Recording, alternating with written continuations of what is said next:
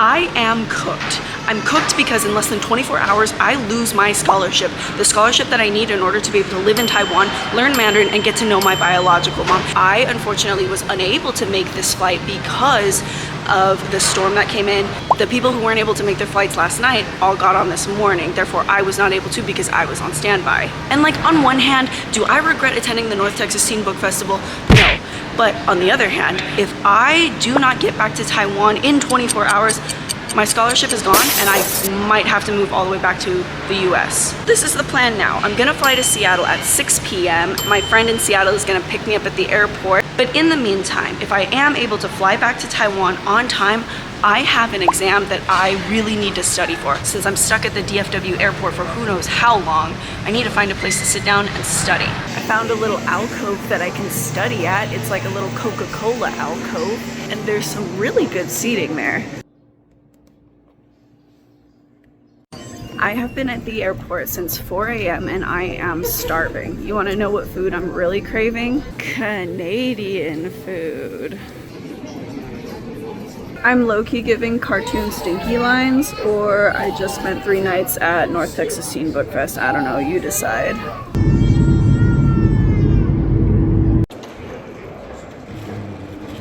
That was honestly one of the most exhausting flights I have ever been on. There was a crying baby from start to finish. The lady next to me had the sniffles. The guy in front of me had the sniffles. But I'm so happy to be in Seattle now to spend the night with my friend Lauren. But first, I have to hunt down my luggage. Good news, I found the baggage claim. Bad news, it's gonna take about an hour to retrieve my bag because it was en route for an international flight. Oh Lord, she coming. Oh Lord, she coming. Hello. Time to go get a ride share. And low-key, I feel like a little bit nervous because I've only talked to Lauren like online, and I think sometimes you're scared because you're like, we have such a good relationship going online, I don't want to meet in person and ruin it. But if anything, I feel like I'm the shitty friend in this relationship because Lauren always responds so fast, and I feel like it's just so easy to talk to her. And if that's how it is online, it's gonna be even better in real life. This is internet friends in real life, so that's kind of a big deal. We started chatting a year ago because my husband read and reviewed her book for his job, and said it was his favorite book of the month, so she got top of the list for I'm blanking on the name Amazon. of It was an Amazon editor's pick. I know, I still remember that. And so of course I had to read it too, since he was raving about it, and I loved it and started messaging Stephanie saying like how much Ben loved it and then how much I loved it, and we just got chatting and trauma bonded a little bit. Yeah, we trauma bonded. I know. Honestly, I feel like that's how you become friends, is like, oh, that happened to you too? Like, yes. And then you stay friends forever, like for over a year, so. And then Stephanie said, hey, I might have a layover in Seattle. Can I come stop by? And I was like, sure, stay at my house. Right? Which, your mattress was amazing, by the way. It was, like, I slept for 8 hours straight. I haven't done that this entire weekend, so thank you for that. Sure. So what do you do in publishing? So I have been a production editor / production manager for the last decade or more, but I've also worked as an acquisitions editor and in backlist book production, but basically I am a project manager for books. Yeah. And now I'm also a freelance copy editor for Big 5 publishers. So like, in a nutshell, you have done everything in publishing. I mean, not quite, but like, I would say like D all of the above, like essentially. Yeah. Like, to me, you're like, oh, who would know anything about that? I should probably ask Lauren. If I don't, then Ben does. Yeah, like, right. No, really, you guys are like the two of us, we know power duo. Yeah, and they post so much publishing info online. Love their content. I've learned so much from them. Thank you. Even as an author. Yeah, for real, I truly like look up to you guys when it comes to that sort of thing. But like, what is a good piece of advice that you would give aspiring authors? I always like to say, don't count yourself out, because if you decide that your book isn't ready to be seen, that's fine. Take the time to sit with it, but don't give up on it. Don't say no one's ever going to read it. You have to put it out there in whatever form that is appropriate for you. Don't say that you can't. Just keep going. And that goes for like working in publishing too. I would not have gotten started in publishing if it weren't for the first internship that I was afraid to apply to, and my husband was like, just do it. And so I did. But yeah, thank you so much for taking some time to like chat with me. I need to get on this flight or else I lose my scholarship. And every time the announcer says, I'm looking for a standby, I'm like, are you looking for Stephanie? I got a ticket. And it's not Comfort Plus. The only Comfort Plus seats available were aisle seats, but this one is a window seat with no one next to me, which means I will be able to study for my test. Just because I'm getting on this flight doesn't mean everything is over. I still need to maintain a certain GPA in order to maintain my scholarship, so I still have a long ways to go.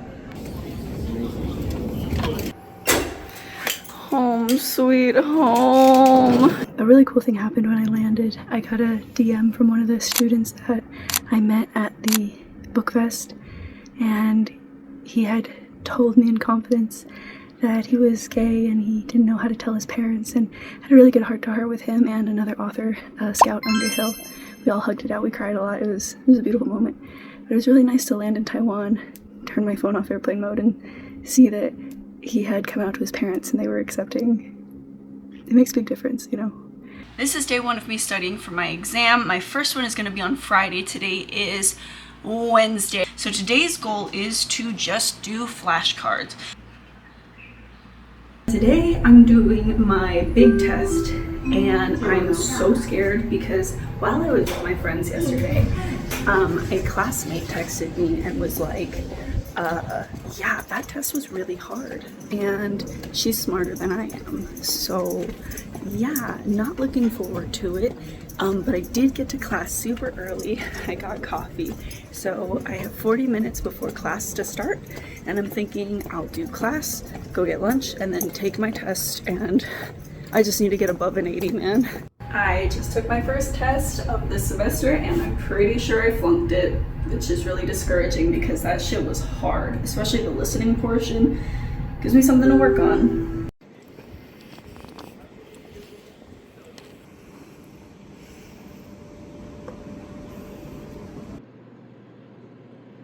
I'm taking my first quiz today and I feel pretty good about it, but I will also be getting my score back from my test. So let's see how I did. I passed my test. I either got an 87 or an 81. Either way, it's above an 80, so that is all I need. And I feel pretty good about today's quiz too. Might have gotten 100 on it, I don't know, we'll see. I still have one more big test to take this week on Thursday, and I am not feeling good about it because holy guacamole, I have not had enough time to study. But I'm about to go to the gym, and then as soon as I'm done with the gym, I'm going to go back home and study my ass off. My big test is tomorrow, so I found this super pretty park right outside of my school to study. And it's been really nice. I saw a lizard in the tree over there. I'm feeling pretty good about this upcoming test. I just don't know if it'll keep me above an 80. So I came home because I was starting to get eaten alive by all sorts of mosquitoes. My mom texted me, "Jayo," and I was like, oh, it's tomorrow. And she's like, oh, Jayo anyway. I know I have been working my ass off, but that's the thing with dyslexia is like you study your ass off and then you get like a 75 and you're like, well, at least it's not a failing grade. I have talked with some of my other classmates and we all agree that this semester is really hard because the listening portion is extra hard. I'm listening to YouTube dialogue of Mandarin over and over and over again, and I'm writing it out in opinion, and then I'm writing out the characters as I hear them. Today's the big day. I'm taking my test today, and in case you can't tell, I'm exhausted. My mom got home super late last night, so I wasn't able to get to sleep until like close to midnight, and then my mom wakes up at 4 a.m. every morning, which means I woke up at 4 a.m. I feel good about the written portion of the exam. It's the listening portion I'm not confident in. And if I flunk the whole part, I'm looking at starting at an 80. And then if I get anything wrong past that, I'll get below an 80. Which sucks, but whatever. We got our grades today. I got an 81. So I passed.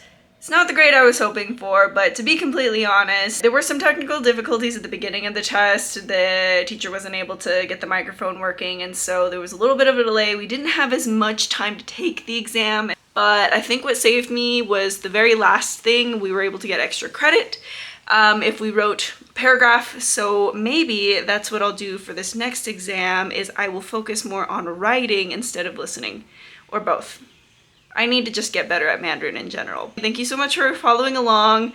And if you're learning a new language too, have you crashed out? What has that been like? If you're an adoptee in reunion and you're going through whatever it is, stop by, say hi. Thank you so much for following along. Okay, doodles.